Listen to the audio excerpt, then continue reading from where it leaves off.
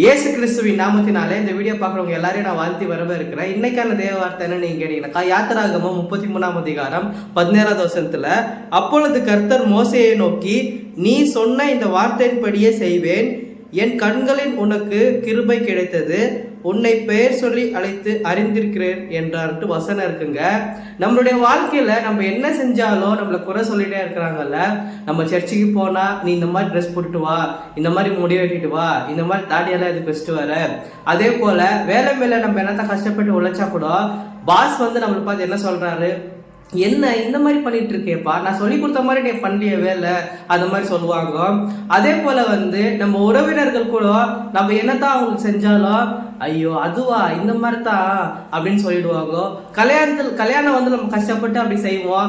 கல்யாணத்துல வந்து சாப்பிட்டுட்டு அந்த சாப்பாடு நல்லாவே இல்லை, எங்கேருந்து ஆர்டர் பிடிச்சாங்கன்னு தெரியல, எங்கேருந்து கேட்டரிங் சர்வீஸ் பிடிச்சாங்கன்னு தெரியல, அந்த மாதிரி குறை சொல்றவங்க சொல்லிட்டு தாங்க இருப்பாரு. ஆனா கர்த்தர் வந்து என்ன சொல்றாரு தாங்க நம்மளுக்கு முக்கியமே. கர்த்தர் வந்து உங்க மேல ரொம்பவே கிருபையா இருக்கிறாரு, ரொம்பவே அன்பா இருக்கிறாரு. என்ன பிரதர் இப்படி சொல்லிட்டீங்க, என்னுடைய வாழ்க்கையில என்னென்ன பண்ணிருக்கிறேன்னு உங்களுக்கு தெரியுமா? நீங்க என்ன பண்ணாலும் சரி கர்த்தருடைய கிருபை உங்க மேலதான் இருக்குங்க. நீங்க யோசிச்சுட்டு இருக்கீங்க, என்ன பிரதர் என் மேல கர்த்தருக்கு அவ்வளவு கிருபையா, என் மேல அவ்வளவு பாசமா கர்த்தருக்கு? கண்டிப்பாங்க. நீங்களே கொஞ்சம் யோசிச்சு பாருங்க. உங்களுடைய வாழ்க்கையில என்ன பிரச்சனை நடந்தாலும் அது நன்மைக்கே மாத்துறது யாருன்னு நீங்க நினைக்கிறீங்க? கர்த்தர் தான் அதை மாத்துறது. அதே போல நீங்க எங்கன்னா ஒரு வேலைக்கு போனாக்கா அங்க என்ன கேட்குவாங்க, what is your past experience, உன்னுடைய கடந்த கால எக்ஸ்பீரியன்ஸ் என்னப்பா, நீ என்னெல்லாம் கத்துக்குன அப்படின்னு கேட்குவாரு. ஆனா நீங்க கர்த்தர் இடத்துல போனீங்கன்னாக்கா வாட் இஸ் யுவர் பாஸ்ட் கண்டிப்பா அவர் கேட்கவும் மாட்டாரு, அதை சொல்லி காட்டவும் மாட்டாரு. இந்த மாதிரிலாம் எந்த தானப்பா அப்படின்ட்டு ஜனங்க தான் சொல்லி காட்டுவாங்க. கர்த்தர் வந்து உங்க மேல கிருபையா இருக்கிறாரு.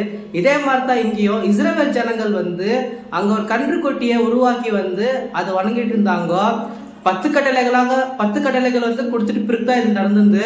ஆனா கர்த்தர் வந்து எவ்வளவு கிருபையா, உங்க மேல எனக்கு கிருபை இருக்குது அப்படின்ட்டு மோசையை பார்த்து சொல்ற கர்த்தர் உங்களையும் பார்த்து எனக்கு சொல்றாரு. எப்பேற்பட்ட பாவமா இருந்தாலும் சரி, எப்பேற்பட்ட சாபமா இருந்தாலும் சரி, உங்க மேல கர்த்தருடைய கிருபை இருக்கு. உங்களுடைய வாழ்க்கை மாறும், உங்களுடைய சூழ்நிலை மாறும், உங்க கடன் பிரச்சனை இன்னைக்கு போகுது, உங்க வேலை பிரச்சனை இன்னைக்கு போகுது. நீங்க எதுக்கெல்லாம் கஷ்டப்பட்டு ஜெபிச்சுட்டு இருந்தீங்கோ, பிரதர் நான் வந்து என்னுடைய வேலைக்காக நான் டெய்லி கண்ணீர் ஜெபிக்கிறேன் பிரதர், என் கடன் பிரச்சனை எப்பதான் மாறும் நான் ஜெபிச்சுட்டு இருக்கிறேன் பிரதர். அதே போல எனக்கு திருமணம் வந்து ரொம்பவே தடையா இருக்கு பிரதர், பாக்குறவங்க எல்லாம் ஒரு மாதிரி பாக்குறாங்க என்ன. அதே போல எனக்கு ஒரு குழந்தை இல்லை பிரதர். கர்த்தர் வந்து எல்லாத்தையும் இன்னைக்கு உங்களுக்கு கொடுக்க போறாரு. நீங்க வந்து இன்னைக்கு தேவனுடைய மகிமையை காண போறீங்க. இந்த வீடியோ உங்களுக்கான வீடியோ தாங்க. Thank you so much for watching. God bless you.